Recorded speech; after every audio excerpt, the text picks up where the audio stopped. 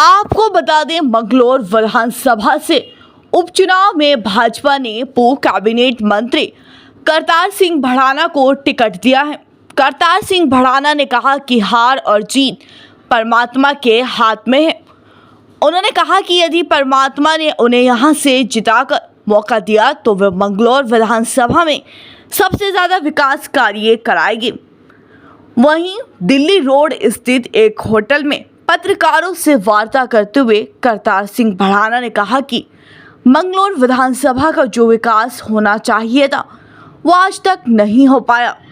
उन्होंने कहा कि हाजी और काजी दोनों को यहाँ की जनता ने मौका दिया, लेकिन इन दोनों ने ही बारी बारी से मौका मिलने के बाद भी जनता को छलने का काम किया। उन्होंने कहा कि काजी मुझे बाहर का बताकर मंगलौर विधानसभा की भोली भाली जनता को बरगलाने का काम कर रही है। उन्होंने कहा कि वे उन्हें बता देना चाहते हैं कि मैं मंगलौर विधानसभा में पिछले 18 साल से सक्रिय हूं और ये मंगलौर विधानसभा की जनता भी जानती है। उन्होंने कहा, मैं मंगलौर विधानसभा का उपचुनाव जनता और भारतीय जनता पार्टी के भरोसे लड़ रहा हूँ और मुझे उनके भरोसे पर विश्वास है कि वे मुझे यहाँ से जिताने का काम करेंगे। ये तो मेरे बड़े नेता ही बता सकते हैं उन्होंने क्यों मेरे पे विश्वास जताया, पर मैं तो ये कहूँगा कि वो विश्वास कराने वाला भी वही है और करवाने वाला भी वही है और करने वाला भी वही है। कुछ वो कहते हैं ना, राम जी की मर्जी है। क्या मानते हैं? जब राम जी आएंगे तो कुछ ना कुछ तो करवाएंगे, तो हम तो प्रार्थना करेंगे राम जी से भी और रहीम से भी। अब दुनिया तक कमल खिलाऊंगा, यही नहीं, भारत में ही नहीं, विदेशों में भी कमल खिलाऊंगा।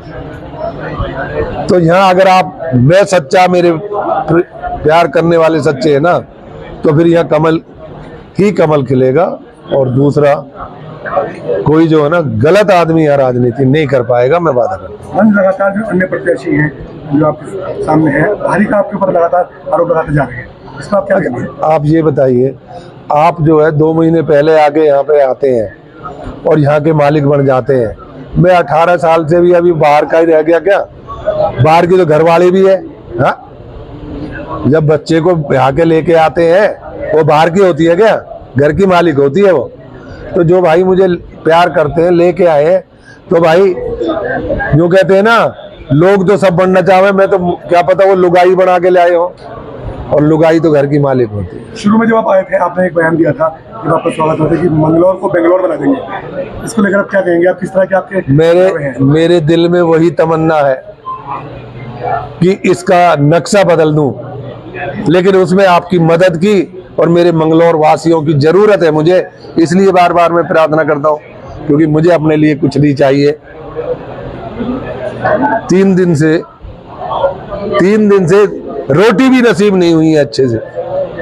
क्यों? कि उसका जो काम है, जो उसका आदेश है, वो करना है। नहीं तो किसी चीज की दुनिया में, क्या भारत में, पूरे भारत की बात करता हूँ, कौन चूसी की नहीं, कि कोई आदमी अगर करतार सिंह पे दाग लगा देगा ना, उस दिन करतार जिंदा ही नहीं रहेगा। किससे मुकाबला मान रहे हैं? फिर वही बात, मेरा मुकाबला किसी से नहीं है। अगर मेरे हिसाब से आप देखोगे, क्योंकि मुझे 36 बिरादरी प्यार करती है, मैं किसी एक बिरादरी की बात नहीं करता।